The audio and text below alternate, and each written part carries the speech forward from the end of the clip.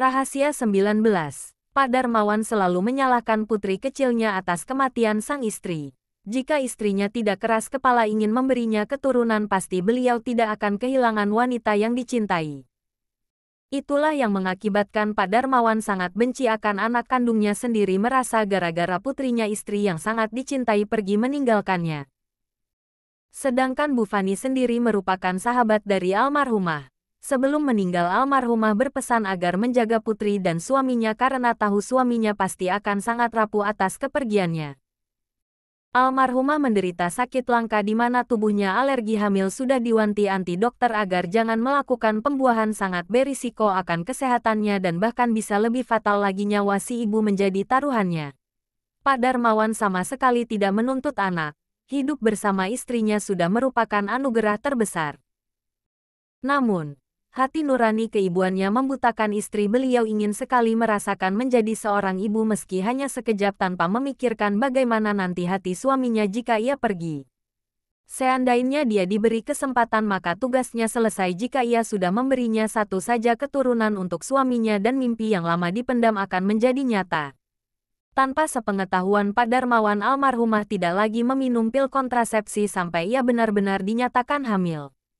3 bulan akhirnya impiannya terwujud, banding terbalik dengan suaminya yang ada hanya ketakutan dan kecemasan. Mimpi buruk menghampiri mereka, tubuh kurus lemah mulai terlihat, tubuhnya menolak segala minuman dan makanan. Dokter menyarankan agar tidak menyelamatkan bayi, akan berdampak buruk pada kesehatan si ibu, tapi istri tetap kekeh ingin mempertahankan dan meminta untuk memilih anak mereka jika ada kemungkinan terburuk. Pak Darmawan menggeleng. Istri terus memaksa agar beliau mau berjanji. Karena terus-terusan didesak janji tak pasti, akhirnya keluar senyum lebar bahagia terukir di wajah kurusnya. Hamil dengan usia kandungan 2 bulan, dia sudah diharuskan standby di rumah sakit untuk memantau terus kesehatannya. Dan tibalah waktu yang ditakutkan, tubuhnya tidak lagi bertahan, dokter meminta agar memilih salah satu dari mereka. Awalnya suaminya memilih mengingkari janji, tapi tangan si istri yang sudah dari semalam tidak sadarkan diri meremas kuat telapak tangan beliau sampai terasa sakit.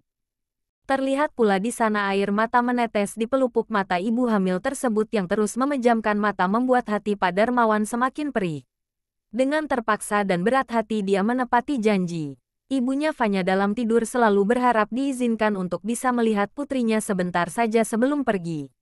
Doanya terkabul 3 jam sebelum operasi, beliau sadar terlihat jauh lebih sehat, bahagia meski masih hanya bisa berbaring saja. Banyak saudara yang datang silih berganti termasuk sahabatnya Bu Fani. Dipegang tangan sahabat di hadapan suami meminta jikalau beliau tidak bisa diselamatkan, beliau berharap temannya tersebut sudi merawat putri kecilnya seperti buah hatinya sendiri. Seandainya takdir berkata lain, tolong Van, jaga putri kami, rawat dia.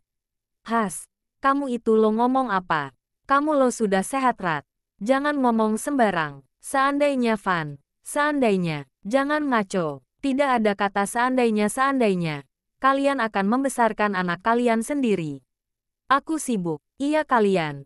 Mengulangi ucapan sahabatnya seraya tersenyum. Rat, udah ah, kamu ini berisik banget. Sudah, sana, aku mau berduaan sama suamiku. Mengganggu saja. Selama operasi berlangsung, Rati masih terlihat semangat menyambut buah hati dan tibalah ia diizinkan menjadi wanita seutuhnya, merasakan sensasi menjadi ibu sesungguhnya. Mematahkan vonis dokter jika ia tidak akan bertahan.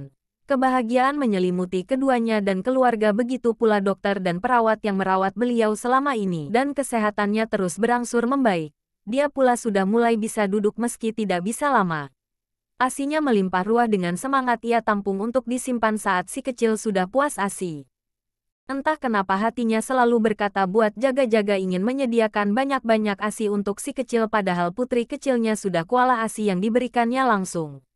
2 minggu sudah mereka merasakan kebahagiaan sebagai orang tua dan diperbolehkan kembali ke rumah sejak seminggu lalu. Namun, sore harinya tiba-tiba Rati merasakan pusing dan suhu badan naik. Puncaknya tengah malam suhu badannya terus meningkat hingga ibu muda tersebut menggigil kedinginan. Suami dan keluarga langsung membawa ke rumah sakit, tapi istrinya memberontak minta kembali ke rumah, tidak mau jauh dari buah hati. Memohon agar suaminya mau mengantarkannya pulang meski sudah dibujuk nanti bayi mereka yang bernama Fanya Nur Azizah akan menyusul ke rumah sakit. Karena terus didesak dokter pun meminta agar beliau membawa saja putrinya ke rumah sakit. Pak Darmawan meminta ibu mertua supaya mengantarkan putri mereka yang masih saja menangis sejak sore tadi. Setelah bayinya datang dipeluk Asteris Lukfanya kecil dari samping yang tengah tertidur lelap. Panasnya sama sekali tidak turun meski obat sudah dimasukkan ke dalam tubuh. Dokter memeriksa semuanya dalam kondisi baik, tidak ada penyakit serius yang perlu dikhawatirkan termasuk bekas operasi cecarnya kemarin. Mendengar itu beliau sedikit tenang, dielus rambut hitam istrinya yang sudah tidak lagi terbungkus hijab seperti biasa.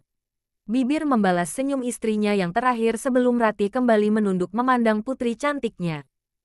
Sampai akhirnya terdengar suara lirih wanitanya mengucapkan kalimat tauhid la ilaha illallah, lalu tidak ditemukan lagi pergerakan di tubuh istrinya.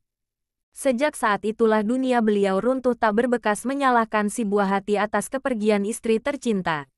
Meski berat mereka berdua menjalankan amanah almarhumah sebelum menghembuskan nafas untuk terakhir kalinya. Membesarkan putri tunggal mereka. Harusnya bersama tapi nyatanya beliau sendiri. Setelah menikah sama sekali Pak Darmawan enggan menyentuh. Sikapnya berubah 180 derajat. Yang dulu penyayang, sabar dan bertanggung jawab sekarang menjadi pemarah. Cuek, tidak mau lagi bekerja. Bahkan suara tangisan putrinya sendiri bisa memancing amarah beliau. Di depan buah hati yang masih kecil seringkali merampas uang hasil peras keringat istrinya. Tidak peduli lagi bagaimana nasib anak istri sebagai penanggung jawab. Puncaknya saat Fanya berusia 10 tahun, kebencian anak yang dititipkan almarhum istri akibat ulah beliau semakin besar setelah mengetahui ayahnya sudah menikah lagi dengan wanita lain dan pergi dari rumah tidak pernah lagi kembali. Hanya surat perceraian yang datang ke rumah untuk si ibu. Pak Darmawan seakan berjumpa kembali dengan istrinya yang telah lama tiada setelah kepulangan ipar dari tanah rantau yang tak lain tak bukan saudara kembar almarhum sahabat Bu Fani yang selama ini tinggal ikut ayahnya di pulau seberang. Mereka memutuskan menikah tanpa restu anak istri beliau. Mata sudah dibutakan sosok palsu almarhum sang istri. Namun, sikapnya sangat bertolak belakang. Dulu istrinya lemah lembut penurut, pakaiannya juga tertutup. Tidak seperti saudara kembarnya yang keras, berpakaian terbuka banyak menuntut sampai-sampai tidak mengizinkan bertemu dengan putrinya lagi.